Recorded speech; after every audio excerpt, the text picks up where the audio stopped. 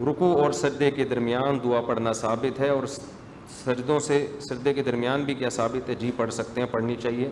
رکوع کی دعا حمدن کثیرن طیبا مبارکن فی رب اغفر لی وارحمنی واہدنی وعافنی ورزقنی سب پڑھ سکتے ہیں۔ فرض نماز کے فوراً بعد آیت الکرسی پڑھنا اور اس کی جو فضیلت ہے کہ مرنے کے بعد ہی جنت، کیا حقیقت میں یہ حدیث ہے؟ حدیث میں آتا ہے، نبی صلی اللہ علیہ وسلم نے بہت فضیلت بیان کی ہے، یہ جو فضیلت ہے جنت میں داخلے کی، یہ صحیح حدیث ہے۔ تو آیت الکرسی ہر نماز کے بعد پڑھنی چاہیے۔ اب فرض نماز کے فوراً بعد پڑھی جائے یا سنتوں کے بعد پڑھی جائے، یہ اہم پوائنٹ کی بات ہے، فقہی مسئلہ ہے یہ۔ حدیث کے الفاظ آتے ہیں صلاۃ مکتوبہ، فرض کے بعد۔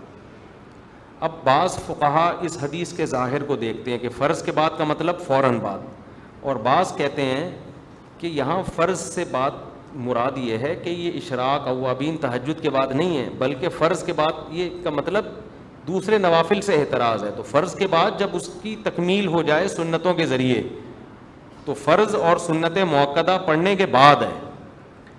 اس مسلک کی دلیل کیا ہے؟ دوسری حدیثیں جن میں آتا ہے، صحیح حدیث ہے کہ نبی صلی اللہ علیہ وسلم فرض نماز کے بعد اللہم انت السلام ومنک السلام تبارکت یا ذا الجلال والاکرام اتنی دیر توقف کرتے تھے اور پھر اٹھ جاتے تھے، پھر آپ سنتیں پڑھتے تھے، گھر چلے جاتے تھے، سنتیں پڑھتے تھے وہاں پہ۔ تو اس طرح دونوں حدیثوں میں کیا ہو جاتی ہے؟ تطبیق، کیونکہ اس میں زیادہ فاصلہ نہیں ہونا چاہیے سنتوں اور فرائض میں، کیونکہ حدیث میں اور بھی بہت سارے وظائف آئے ہیں۔ تو ہماری رائے یہی ہے کہ وہ سنتوں کے بعد پڑھیں، اور صرف اللہم انت السلام والی دعا فرض نماز کے فوراً بعد پڑھ لیں۔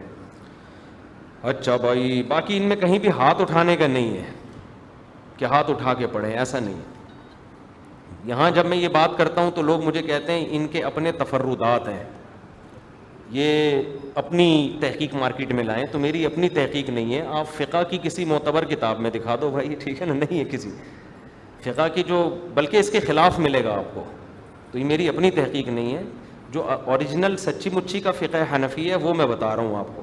کچھ چیزیں ہم لوگ شروع کر کے فقہ حنفی کے کھاتے میں ڈال دیتے ہیں، تو ایسا نہیں ہے، ہر چیز تھوڑی امام حنیفہ اس کے ذمہ دار ہوں گے، تو کہیں بھی نہیں کوئی دکھا سکتا امام حنیفہ نے کہا ہو یا صاحبین نے کہا ہو۔ بہرحال اختلافی مسئلہ ہے، اس میں شدت جائز نہیں ہے۔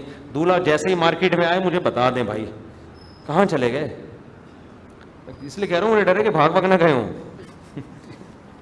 ذرا بلائیں جلدی سے یار، آیا ہوا ہے نا، تو اکٹھا ہی خطبہ ہو جائے گا نا دونوں کا۔